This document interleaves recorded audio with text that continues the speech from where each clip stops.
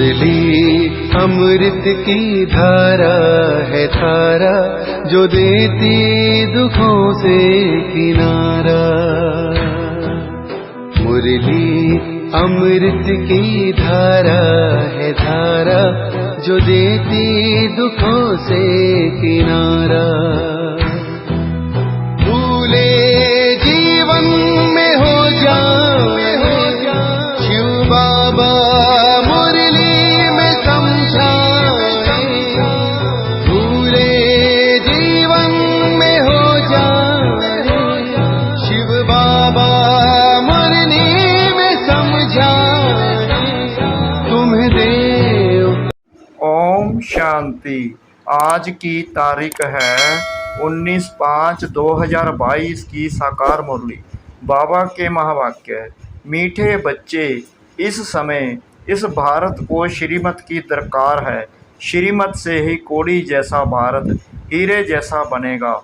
सबकी गति सदगति होगी। प्रश्न, सर्वशक्तिमान बाप में कौन सी शक्ति है जो मनुष्यों में नहीं? उत्तर, रावण को मारने की शक्ति एक सर्वशक्तिमान बाप में है, मनुष्यों में नहीं।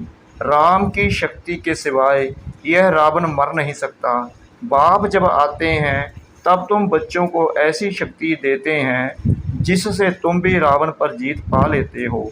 ओम शांति। मीठे बच्चे जानते हैं यह होली हंसों की सभा है। यहाँ सब ब्राह्मण बैठे हैं। पवित्र को ब्राह्मण कहा जाता है, अपवित्र को शूद्र वर्ण का कहेंगे। जो पुरुषार्थी हैं उन्हों को हाफ कास्ट कहेंगे, ना इधर के ना उधर के। एक पाम उस पार जाने वाली नाव में, एक पाम इस पार वाली नाव में होगा तो चीर जाएंगे। इसलिए निर्णय करना चाहिए किस तरफ जावें। अगर कोई असुर बैठे होंगे तो बिगन डालेंगे। यह कौन समझाते हैं? शिव बाबा। शिव के लिए ही बाबा अक्षर मुख से निकलता है। शिव बाबा ही झोली भरने वाला है। बाप से जरूर बरसा मिलेगा। शिव के कितने अत्था मंदिर हैं। वह भी है निराकार, विश्व का रचयिता। विश्व में लक्ष्मी नारायण का राज्य था तो जरूर बाप से बरसा मिला होगा। अभी तुम शूद्र से ब्राह्मण बने हो।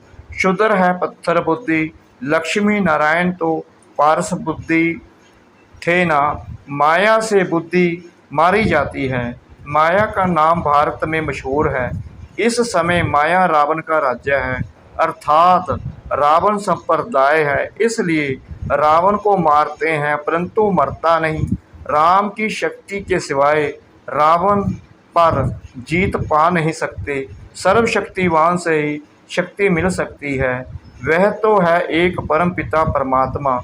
उनका ना सूक्ष्म शरीर है ना स्थूल। यह भी किसकी बुद्धि में नहीं आता कि वह निराकार फिर भारत में कैसे आया। आत्मा आर्गन्स के बिगड़ तो कर्म कर नहीं सकती, कुछ भी समझते नहीं, इसलिए पत्थर बुद्धि कहा जाता है। बाप बैठ समझाते हैं भगवान है ऊंच ते ऊंच, उनकी सबसे ऊंच मत है। नहीं तो भगवान का सिमरन क्यों करते हैं? उनकी मत सिमरते हैं। जरूर भगवान के आने का भी ड्रामा में पाठ है। मनुष्य समझते नहीं। बहुत लोग कहते हैं क्राइस्ट से 3000 वर्ष पहले गीता सुनाई गई थी, परंतु यह तो बताओ वह गीता किस नेशन को किस युग में सुनाई गई और किसने सुनाई? एक ही शास्त्र में कृष्ण भगवानुवाच लिखा हुआ है। फिर रुद्र ज्ञान यज्ञ भी कहते हैं। रुद्र तो शिव बाबा को कहा जाता है। कृष्ण को कभी बाप नहीं कहेंगे, शिव बाबा कहा जाता है। शिव बाबा ही नॉलेजफुल ब्लिसफुल है। तब तो भक्त लोग पुकारते हैं, समझते हैं भक्ति करने के बाद भगवान मिलेगा। अच्छा, भक्ति कब शुरू होती, भगवान कब मिलता? पाप आत्माओं की दुनिया से पुण्य आत्माओं की दुनिया में कब जाना होता, यह कोई नहीं जानते। तुम भी शूद्र वर्ण के थे, अब तुम ब्रह्मा मुख वंशावली ब्राह्मण कहलाते हो। ब्राह्मण किसने बनाया? शिव बाबा ने। यह है रचयिता। ब्राह्मण ब्रह्म है सबसे ऊंच, ब्राह्मणों की चोटी भी है, क्योंकि साकार में है ना, परंतु उन्हों को बनाने वाला निराकार है। वह परम पिता परम आत्मा माना परमात्मा। यह अक्षर पक्का याद कर लो।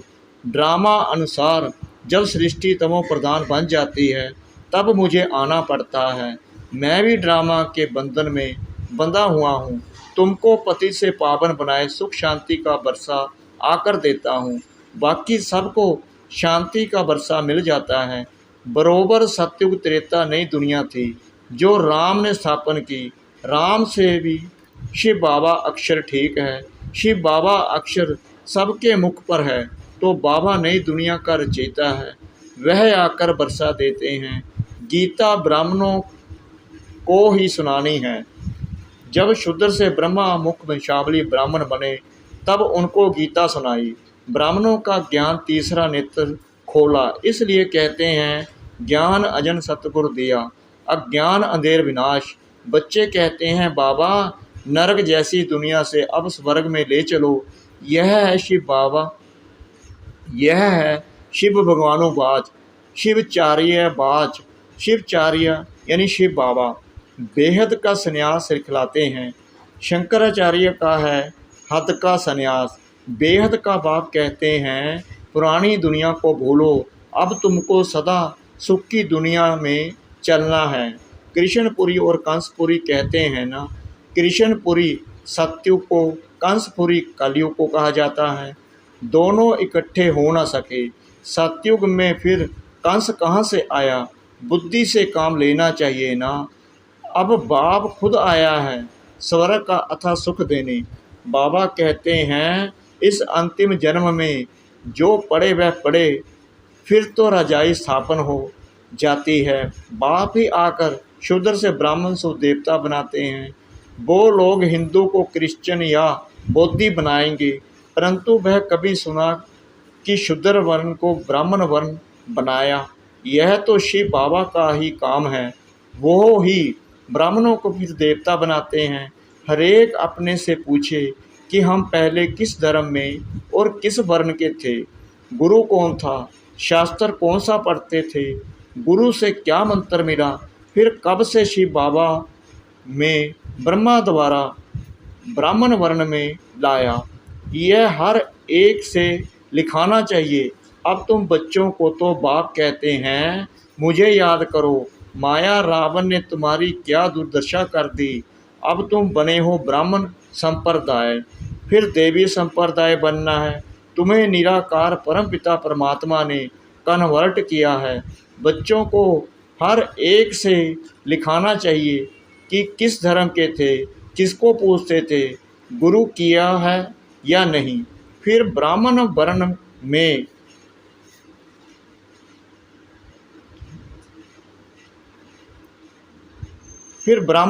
में कौन ले आया, यह बाबा भी लिखेंगे कि हिंदू धर्म के कहलाते थे, गुरु बहुत किए, शास्त्र बहुत पढ़े।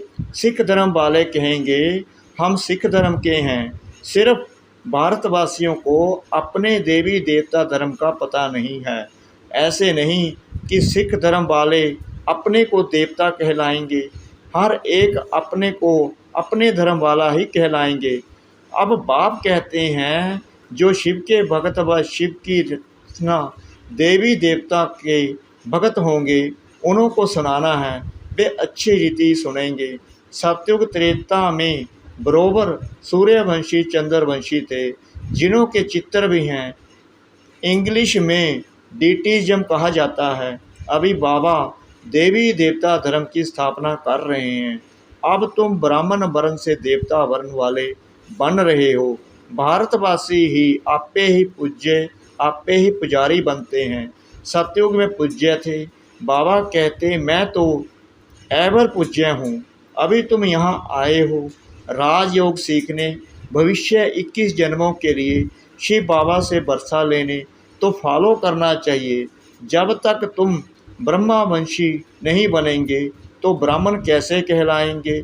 अच्छा आज भोग है, ब्राह्मणों को खिलाने की भी रस्म पड़ी हुई है। बाकी ज्ञान का इससे ताल्लुक नहीं है। यहाँ तो है ज्ञान सागर और ज्ञान गंगाओं का मिलन। वहाँ फिर देवताओं और तुम ब्राह्मणों का मेला लगता है। इसमें मूंझने की बात नहीं। बाप कहते हैं देह सहित देह के सब संबंधों से ममत्व मिटाते जाओ। मुझ एक को याद करो तो अंतमति सो गति हो जाएगी। मैं प्रतिज्ञा करता हूँ तुमको स्वर्ग में भेज दूंगा। रोज क्लास में पूछो।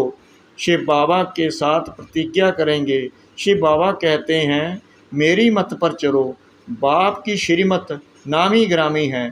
श्रीमत अर्थात श्रेष्ठ मत। ब्रह्मा की मत भी गाई जाती है।